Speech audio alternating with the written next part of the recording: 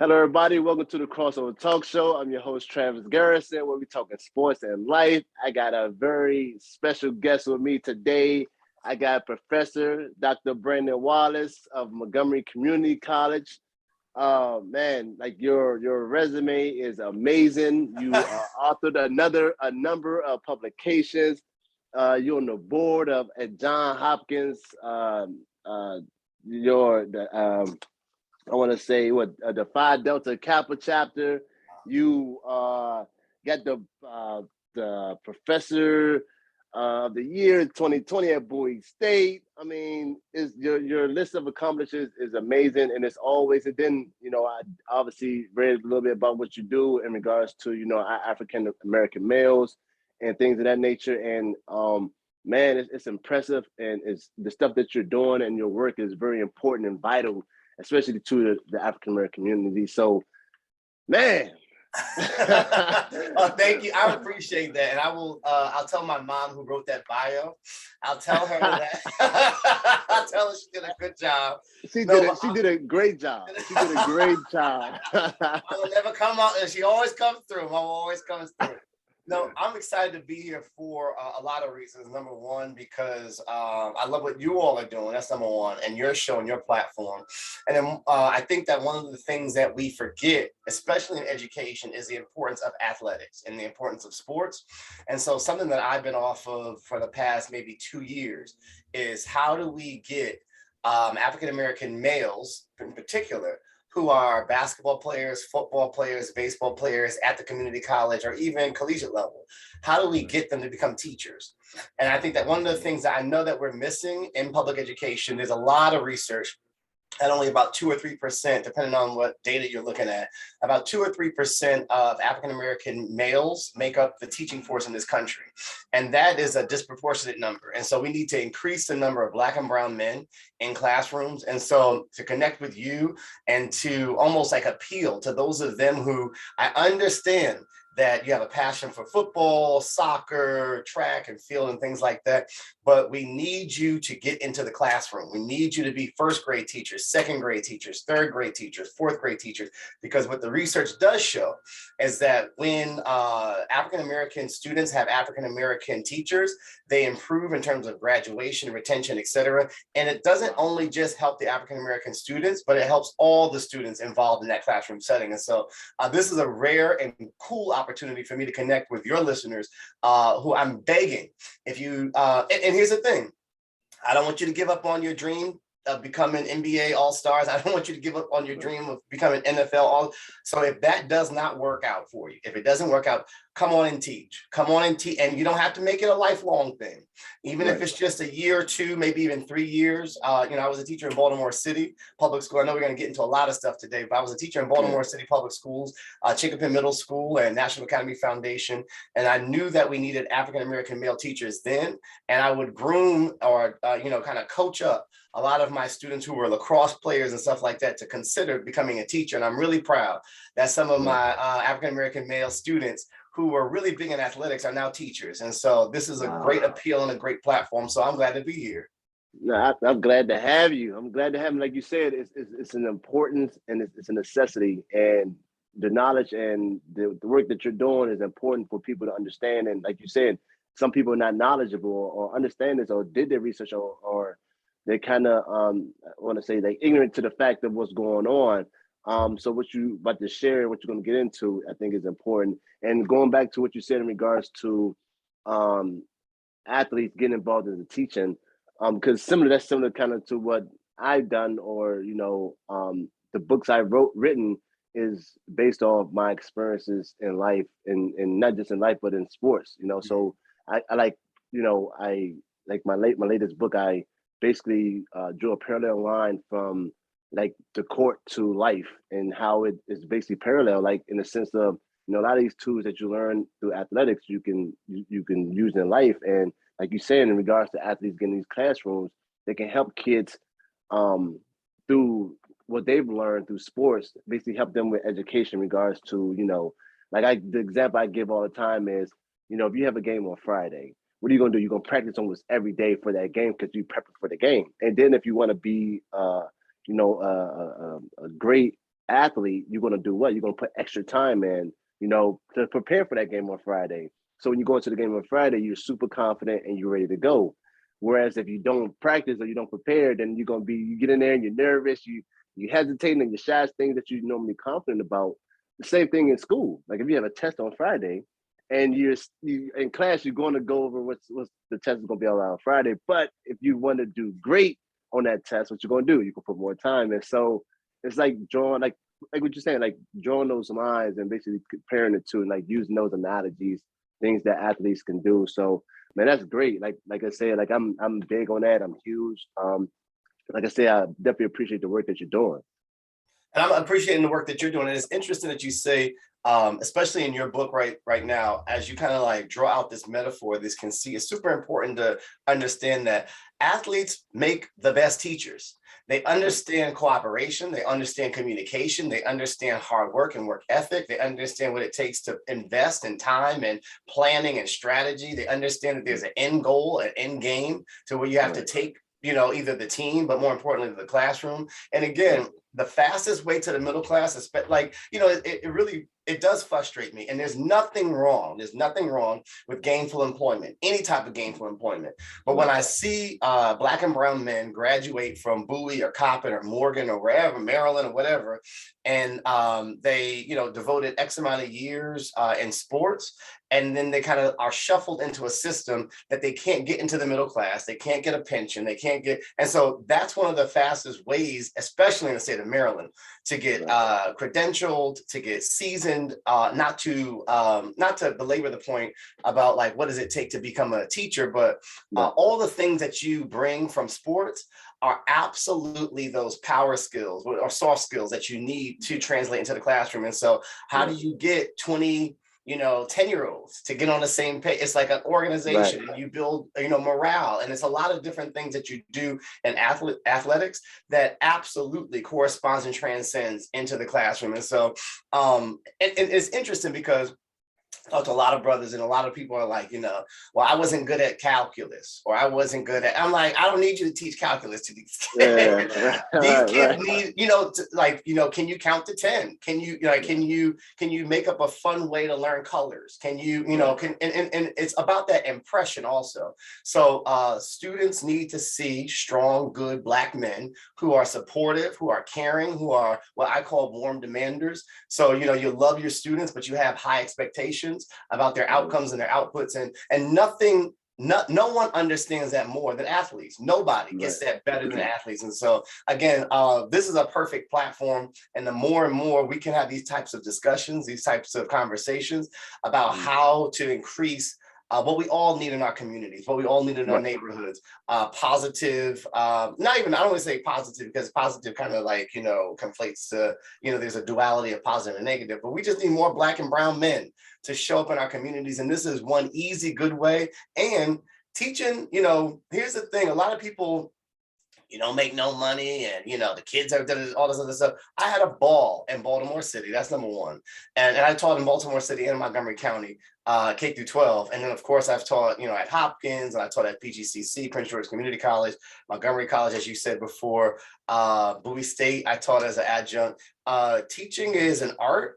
And the more you can practice it, and the more it literally is just like sports. When I talk about when you say like the metaphor that you're using, it's the perfect metaphor, especially when you're trying to recruit and retain really good Black and brown male educators. No, absolutely. And going back to the point that you mentioned in regards to athletes understand more, because like I said, going back to how I use it is, I had a number of coaches throughout my playing career. Some coaches are better than others, and the way they taught and the way they taught, like my high school coach was a Hall of Famer, but he was a great basketball coach, but he was a bigger in regards to teaching about life. And he always would give a quote at the beginning of practice, and from whether it's Churchill, like all these different philosophers or people in regards to about life, and then at the end of practice, he'll come back and ask us to repeat the quote, and then what does it mean to us? So he's always was teaching us about life through basketball, and it was amazing how he did it. And a lot of those tools I still use today.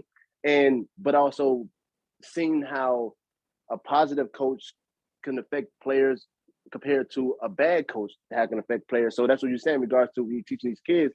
We understand what works better for individual kids, just like how a coach would know how to, a good coach would know how to coach each player in the sense of, okay, I know this player, he might not take how I come at him this way, so let me come at him this way. The same with kids. Kids, every kid is different from whatever reason, whether their background, their family life, whatever it is. So you have to. It takes patience. Yep. It takes, and I'm going to get into that. Like it takes patience and it takes understanding, and it takes. You have to want to help the kids instead of like looking at it like, oh, it's just a job. Let me have to get through this. If I can go back home, I mean, it takes this, like you say, a certain set of. I mean, I salute teachers the most, and people talk about it all the time, and it's a serious thing. It's like underpaid because of what you do. You're in the sense of you're not a lot of times the most love and care kids get sometimes are from teachers. I mean, they spend most of the day with these kids. So sometimes parents are like, I'm just gonna drop my kid off, just to get them on my hair and move on. Like, so a lot of times kids are coming in and that's the love that they're getting, where they're not getting at home. Yeah. So, the teachers are underpaid. I say that the teachers should be one of the highest paid jobs out there because of what they do. And then it's like, if you're not paid right, or you feel like you're not appreciated, sometimes you don't like you're not motivated to do the work. And it takes a lot of work to work with these different kids from different backgrounds, as I know you've seen, especially like in the Baltimore area. So what made you want to get into education and do all the amazing things that you're doing? Like, what was I know some people were like, well, when I was a kid, my mom did this, or I saw this, or this would help me through my life. What was your reason why? So it's interesting you say that, because a lot of people have that story, especially educators, when it's like, a third grade teacher changed my life, or a fifth grade teacher changed my life. I'm gonna be honest with you. I was the worst student. So I'm a product of gorgeous Prince George's public school system. So I went to a pretty, back in the day, it wasn't the best high school. It's Fairmont Heights High School back in the day. Fairmont. You know Fairmont Heights? Okay. So I'm not going to tell you when I graduated, but I went to Fairmont Heights, but it was on 1401 Nye Street back in those days, back in Heights days. Yeah. And I'll say all that to say, I had a blast in high school, but if I ask anybody, if I go up to anybody, even to this day, I say, I'm a teacher, their jaws drop. They just don't believe it, because I was the worst student. I was the worst student. I would skip class. I would be at Landover Mall, not doing what I'm. This is when Landover. This is old Prince George's County. There's no New Carrollton Mall anymore. There's no Landover Mall. That's how old I am. But we used to skip school. We used to go to Adventure World, which is now Six Flags. Always, just bad student behavior. Then I graduated, and the only reason why I went to college is because I had friends around me who were going to college. I thought that I was going to stay at Walter Reed Army Medical Center, move up the GS ladder. I had no real ambition of going to college. My friends who were around me were applying to schools, and I was just like, oh, I probably should be applying to schools too. Graduated from Bowie State University and didn't really map out a plan. I was thinking about law. I was thinking about law. And then I had a really great friend. Her name was Erica Barnett. She called me, and she was a teacher. We were students, English majors together at Bowie State University. And to make a really long story short, Erica Barnett called me and she said, have you ever wanted to teach? And I said, no. And then she was like, have you ever wanted to teach, in, communities of color? I was like, hell no. And then she's like, so she was already in Baltimore City. And she was like, Brandon, I want you to apply to become a teacher in Baltimore. I had no real next steps or no real next plans. So it wasn't a long dream. I don't have that story like a fifth grade teacher changed my life. But I had a friend, Erica Barnett, who said, you would be a great teacher. I applied for something called the Baltimore City Teaching Residency Program. And a lot of people don't understand this part about education. I was not an education major. I was an English major. And so it was a very broad general degree. And so I got my teaching credentials going into an alternative teacher certification, initiative. And Right. so just because you're a communications major or an English major or a business major, you could still be a teacher. You could absolutely still be a teacher. There's always ways to fast track your teaching credentials. And then I started in Baltimore City Public Schools at Chincopen Middle School, Title I Middle School in the east side of Baltimore City. And I hated it, hated it, hated it every single day. Every single day I was quitting. I was just like, this job is the worst job. Nobody's really trying to help me. I can't figure it out. I don't know how to lesson plan. I don't know how to pace my lessons. Every single day for about a month, I quit every single day. Right. But to your point, and very analogous to athleticism, you can't win every game, right? Right. Like right. some games you're going to lose. Sometimes you're not on a winning streak and you still have to press your way every single day, commit yourself to the higher calling of what you're there for, and hope that it all works out for the best. And so a lot of praying, a lot of tears, a lot of praying, a lot of tears, a lot of praying, a lot of tears, and disciplining myself to wake up every single day and give it my best kind of ushered me into becoming a public school teacher. And then after about 2 months, loved it. Fell in love with the students, fell in love with the content. Then I figured out what I was supposed to be doing all day with these students, like skill building, teaching them how to speak, teaching them how to listen, teaching them how to write, things like that. And then the rest is really history. I went from teaching at middle school to immediately going into the National Academy Foundation School 421 on the east side also. And then I was kind of department chairperson at NAF, wrote curricula for Baltimore City Public Schools, worked for the central office. And I think that that's one thing also, even though I didn't have an initial why, it was just like a phone call that came through. Right.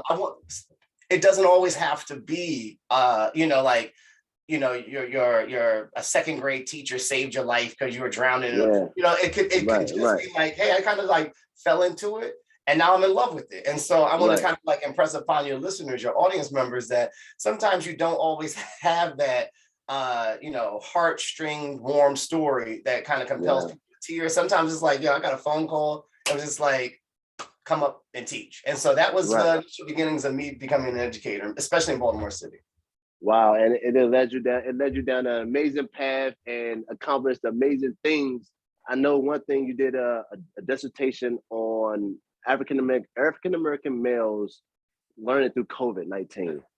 Tell me about that. I'm curious about that because I have kids, and I know during the pandemic, it was learning online. You had the learning online and that whole process. You talking about kids that can't stay focused, and the parents are the teachers now, and it's that was a crazy time, and I'm pretty sure a lot of it slowed down the process for a lot of kids that may have disabilities or just struggle in school normally, and then you talk about 2 years, of basically learning online or away from the actual classroom. So what made you do this dissertation, and tell us a little bit about it. So what made me do the dissertation is the dissertation is it was a very personal yet unbiased approach to understanding successful African-American males. And so I kind of got tired, as we all do, get tired of the meta narrative of like, Black men aren't succeeding. They're not graduating from this. They're horrible. They're not good at reading. They're not good. And so I wanted to showcase African-American males who actually were successful, who had come out of COVID with sometimes even 2 degrees, 4.0s, et cetera, et cetera, et cetera. So I did a qualitative study, narrative inquiry study, based upon 6 African-American males. And I decided to, as pseudonyms, I'm not sure if you all remember Gina 6, but I used the Gina 6 names, those 6 men from Gina, Louisiana, that were unjustly prosecuted and convicted of a crime, and their punishment was absolutely horrific, but it underscores what happens in legal systems for Black men. So I use them as pseudonyms, if you will, their names, Jesse, Brian, etc. And I wanted to study African-American males who have been successful in COVID.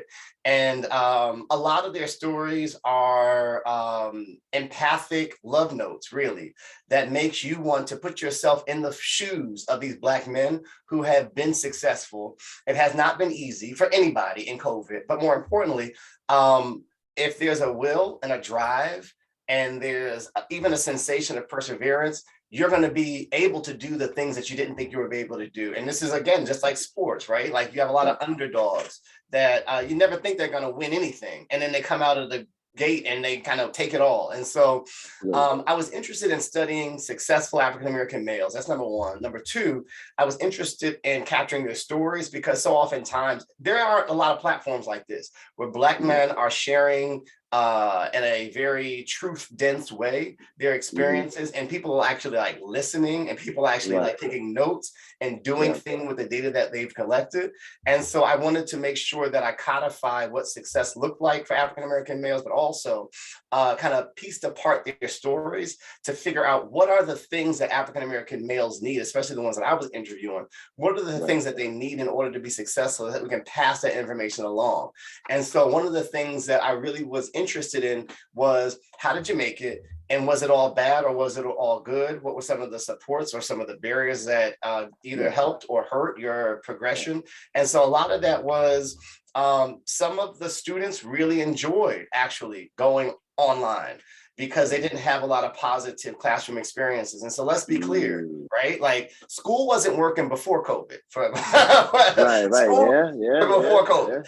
And so during COVID, it really exposed a lot of problems and issues that we've had in public education for many, many years. And I think that parents probably have a deeper appreciation for teachers. And I think that teachers probably have a deeper appreciation for themselves and their time now. And so I think that in as much as COVID is absolutely horrible in terms of the amount of deaths that we've experienced and the sicknesses and a lot of the long existing conditions that a lot of our human partners in this world have now, I think there are some good things that came out of COVID, because it illuminated, right? It illuminated ways in which we can offer education differently. It also illuminated accountability measures that we have to start putting in place to help all of our students learn. And then more important, I think another big piece of learning through COVID is that you got to be flexible. So oftentimes it was like 30 kids in a classroom, Scantron test, you're bubbling it, and that kind of educational system, it cannot work anymore. It does not work. It wasn't working before, it isn't working now, and it won't work in the future. And so we have to become a lot more technology savvy, a lot more adaptable, a lot more creative, a lot more imaginative of what education can look like. And so to your point, I know a lot of people suffered and got a lot of pained, if you will, in this whole COVID era. But I think that it's brought a lot of recreating systems that were broken, and even revolutionizing systems that we know just won't work anymore. Absolutely. No, I definitely agree with that. And like you said, a crazy amount of deaths, illness, a lot of things that happen during COVID. But like you said, it basically spotlight these areas or different things, what work, what don't work, because you had to adjust, and you seen things differently. Like I said, parents appreciate teachers more. I know I did, for sure. I was like, man, because at one point I was like, it'd be cool, maybe it'd be cool, to have my kids do homeschooling. Because like sometimes, like you said, sometimes the classroom is not for everybody. There's so much going on in these schools. Yeah. But then you see that, and you're like, how sometimes it's not until you actually go through something. Like one time I wanted to try boxing. And then when I actually got in there and I started training, I'm like, because I used to watch boxing matches, and I'm like, why are they not throwing all these punches? So why are they doing all this and that? And then I get in, I'm training, I'm like, man, I don't understand. Same thing with teachers, parents and teachers. Parents are looking at it like, man, I appreciate these teachers a lot more if you didn't appreciate them before. That's right. So going to that point, it was an unfortunate situation, but it highlighted so many different areas and things that's going on in our world and in our systems and all over the place. So it was, take your good with your bad type situation, Yeah. And I think that another part of that is the appreciation factor, absolutely. But I also think that there was a realization of how much teachers work, how hard they have to work in order to manage 30 kids learning at different levels, trying to organize, that is a very different difficult skill. And that's again, I'm going to keep on underscoring this point. This is why athletes would make the best teachers, because you're already kind of immersed into a group experience, right? And you have to kind of figure out, what is my part in this system? What is my part? And how do I improve whatever we're supposed to be doing for the team, for the whatever, this next. And so I think that a lot of folks appreciate the hard work and the ethic, but also a lot of folks are starting to realize that teaching is not only a practice of, skill-based knowledge where you understand the style and the study of, pedagogy and education and teaching and instruction, but it's also a way to build community, build relationships, understand diversity and inclusivity. And I think that there's a lot of skills that students even and parents of those students now understand that teachers have skills that they probably never thought that was almost like a requirement for teaching. But now we understand that it absolutely isn't. To your point about pay, I think that there's a lot of interesting ideas of why teacher pay is so low. Teaching in this country is typically seen as like a woman's profession, right? Because there's a lot more females dominating the K through 12 teaching space than males. That's number one. But the bigger point to that is that the value of women is so, if you will, undervalued, to where that the society that we live in doesn't mind underpaying women in particular, because they're already underpaid when it comes to men and women and, stuff like that. So there's a lot of conjecture of why educators don't make as much money as as we all know that they should. But again, I can't underscore this enough. I got my master's degree from Johns Hopkins University. Baltimore City public school system paid for 75% of the masters. And so I only had to kick out maybe and I know it's very vulgar to talk about money, but I'm going to be vulgar. I'm going to be vulgar right now. It's very vulgar to talk about money. What a vulgar conversation having this. But I only had to kick out about $5,000 or $6,000 for a master's degree from Johns Hopkins University. Wow. And so even in as much as, I wasn't making, six figures as a teacher, I was taking advantage of a lot of programmatic supports to help me increase my earnings by getting a heavily discounted master's degree, or some of the best healthcare that my copays were like $5 at best. Wow. And so again, there's a lot of things that you have to take into in terms of a package when you think about becoming a teacher, especially right now in this country. Absolutely. No, that's amazing. And you're absolutely right. All these, it's how you understand things, and the knowledge that you're given is a necessity and is needed. And people need to understand that. People don't understand it. They don't think about it sometimes until they actually hear these conversations, like you're saying. So the work I continue to say it, the work you're doing is amazing, and it's needed. And as well as I know you did some work with the national assessments, and you was ensuring that they are written with cultural perspectives. Yeah. Like I said, amazing work that you're doing, but get into that. Talk a little bit about that. So it's funny because a lot of people don't. So a few things. So I was on the initial inception and a writer for probably 5 or 6 years for PARC, the Partnership for the Assessment for Readiness for College and Career, PARC. And so PARC was a test that DC, one of those standardized tests that DC took, Maryland took, a lot of places did PARC. I was behind that test. I do a lot of work with GED. I do a lot of work with NAEP, the National Assessment for Educational Progress, the nation's report card. And so I'm the guy that writes the test. I'm the guy that, I know. You're the guy. I know. My daughter just did PARC, my son did too. So I'm gonna say, look, I just talked to the guy that made you. My daughter was so bad. She was so scared. She was so scared of it. She was didn't want to do it because she was so fearful of it. And so go ahead. I'm gonna let you go ahead. No, it's funny. So I know we're not gonna. We just don't have enough time to get into all of it. But I will say this: unfortunately, the assessments.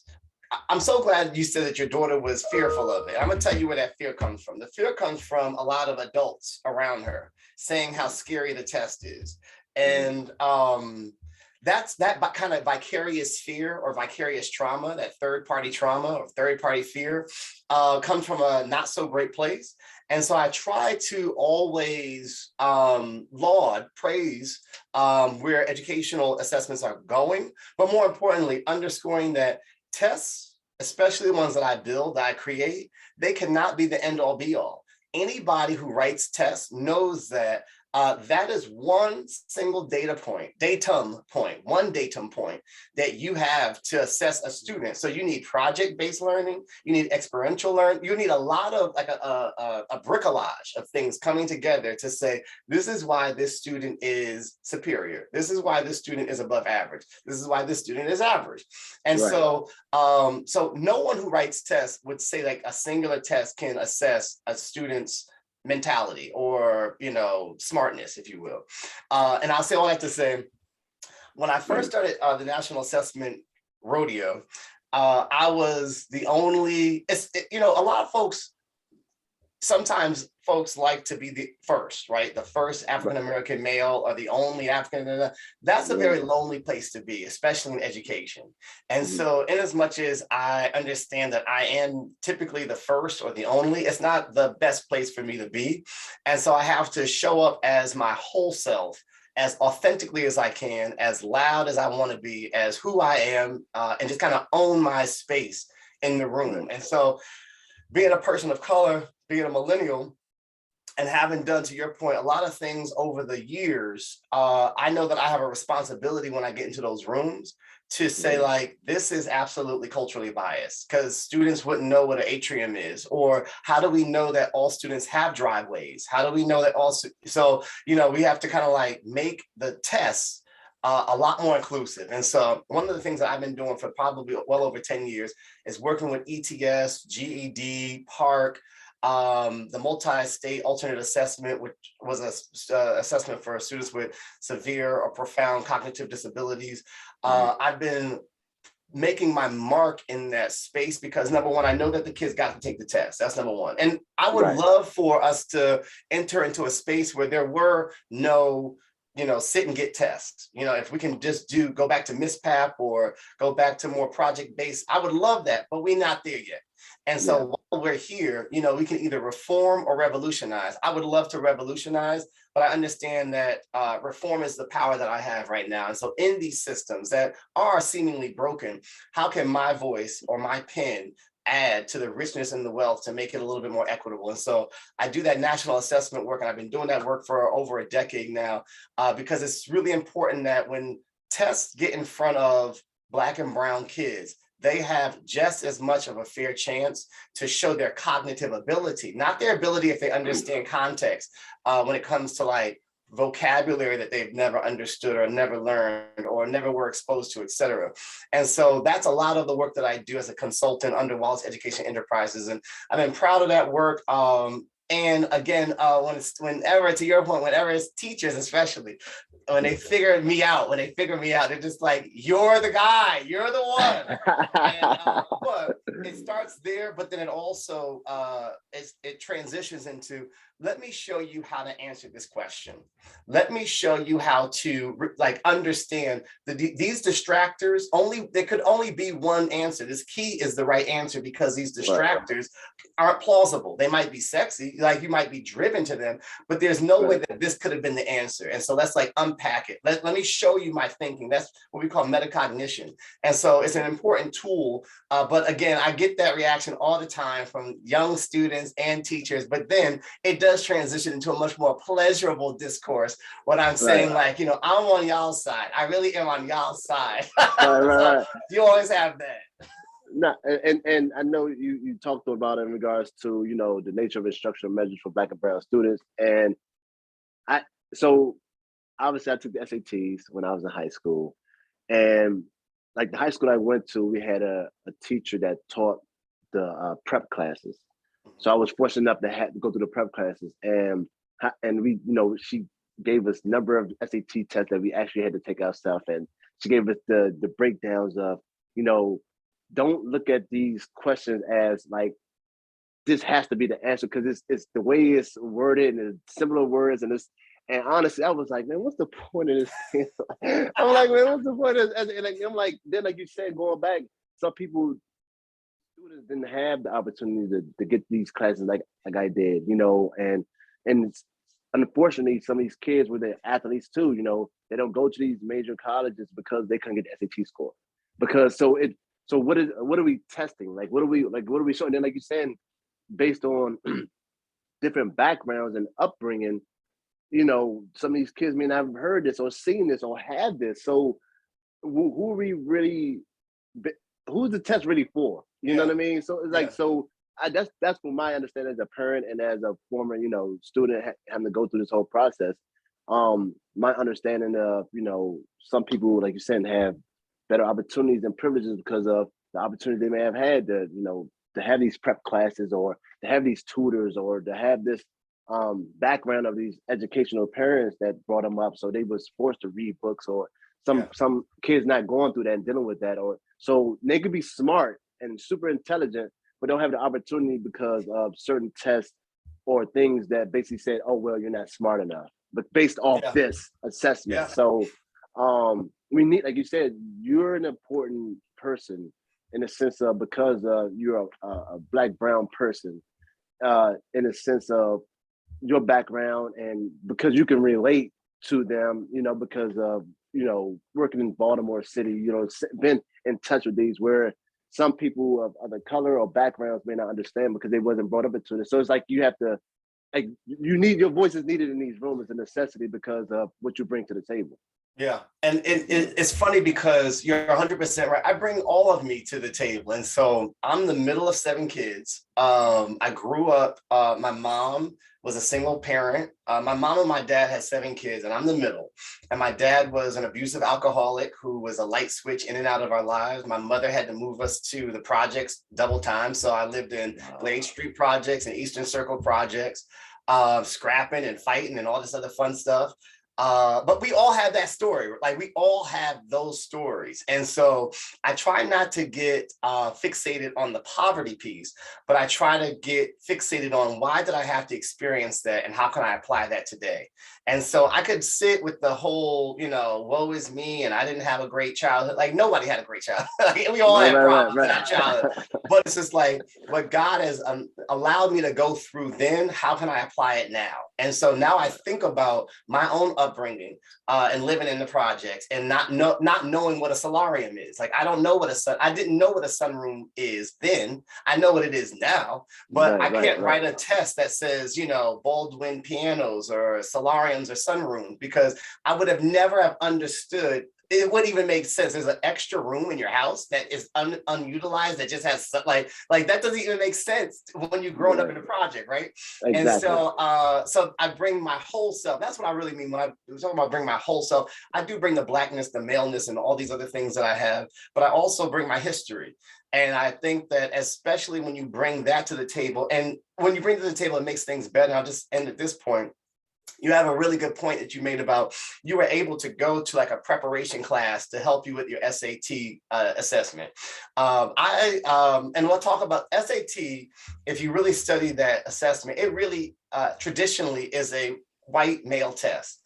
And so the SATs initially, when the SATs was the first, like in its first iteration, it was really used for private boarding schools for white men in the northeast part of the country.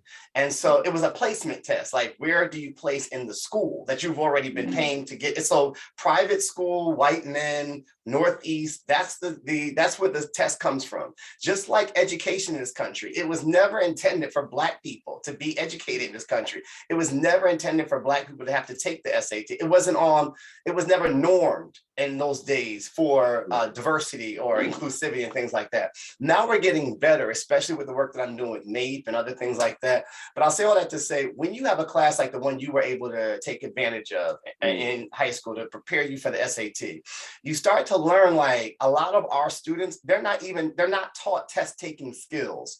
And that's what the test is. The test is measuring, it does measure, your mathematic ability, your ability to read and, synthesize information, analyze stuff like that. But it really is it harbors on you being able to take a test, like you having the skills to take a test. And so one of the ways that I think about the lack of preparation, especially for Black and brown communities, is number one, a lot of folks don't have that preparation class. That's number one. But number two, a lot of teachers aren't teaching approximation, which is an amazingly important test taking skill. And so, for instance, as Black and brown students matriculate through systems of education, we're often told we got to be triple better than everybody. We got to be twice as good. We got to da da da da da da da da.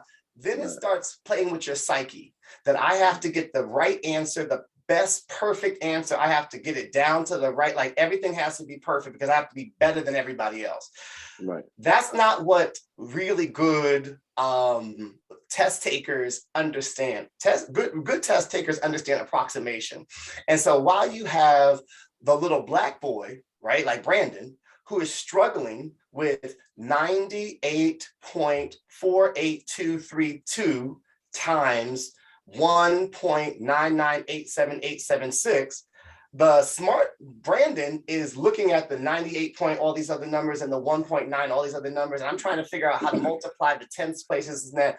But the better test taker says, what's 98.987? That's 100. 98 point, all that, that's 100. What's 1.9987? That's 2. That's just 2. I'm gonna just approximate. I'm gonna get to that number. So now I have 100 times 2, 200, right there, just that quick. Now I'm gonna look at A, B, C, D. Which one is closer to that 200? That's the right answer. That's the right. But we run out of time, right? Me, Brandon, runs out because I'm sitting here trying to get when you don't do that. You don't do that when you're taking a test. And so again, it's can you get into these preparation classes, of course, and can you get test taking skills under your belt to make you successful? And approximation is one of the things that I don't get taught that much, especially in public schools, and that we need to experience so that we're better test takers, but more importantly, better thinkers, faster thinkers, stuff like that. Right. Yeah, that's definitely, like I said, you're needed. You're needed, and we can literally have this conversation for hours because just off my curiosity, and I'm pretty sure other audience out there and parents are curious about these things as well. So how can people know more and find out more, or bring Professor Brandon Wallace to them, speak? I know you do speaking as well, a great speaker. So how can they get more information about you, your work? How can they get in touch with you, like your contact information? I appreciate that. So I'm pretty accessible on Instagram, Twitter. I think I'm all B as in Brandon, S as in Stephen, C as in Charles, Wallace, Wallace. But here's my Gmail. If you ever wanted to email me, it's B as in Brandon, S as in Stephen, C as in Charles, Wallace, Wallace @gmail.com. I'm pretty accessible. I know that, sometimes folks, when we first started, do you call me doctor? You call me professor? I'm just Brandon. I'm I'm blessed. Hey, God has blessed me. Some people are real. I know. Like, I'm doctor. I earned it. Call me doctor. That's right. I know. There are some people like that, but I'm just blessed that I've had a lot of good opportunities, and I've been able to help and advocate for a lot of parents and students with disabilities, and just all, just a litany of people over the years. But go ahead and send me an email at bscwallace@gmail.com, bscwallace@gmail.com. I'm on Twitter, I'm on Instagram, and I'm also Brandon C.S. Wallace, BRANDON C.S. Wallace, WALACE, on LinkedIn. You get me on LinkedIn, but I'd be excited to talk to anybody who wants to partner, to share, to think. And then Wallace Education Enterprises is always open for business. No new business for the summer, but I got some trips I'm trying to get on. But I'm excited to continue this work and improve the educational systems wherein we find ourselves, and wherein we find a lot of students that look like us. Absolutely. Like I said, amazing. I definitely appreciate your time because I know you're busy. You got a lot going on. So I definitely appreciate you joining the Crossover Talk Show with me, your host, Travis Garrison. You got Mr. Brandon Wallace that's doing great things in the community and for these Black and brown individuals and for people, period. So I definitely appreciate your time and your knowledge. and continue to do what you're doing. You definitely appreciate it. You know, I don't even know you personally, but after all the work that you're doing, I think is amazing, and definitely keep going because I know it's not easy, but I know it's a necessity. And, you know, like you said, God put you in that position for a reason. So continue to utilize those skills and that knowledge. No, I thank you so much for having me. Thanks for letting me be a part of this show. And I'm looking forward to coming back. I want to come back so we can have some more conversations. There's much to talk about and much to solve, especially for our communities of color, for sure. Absolutely. Absolutely.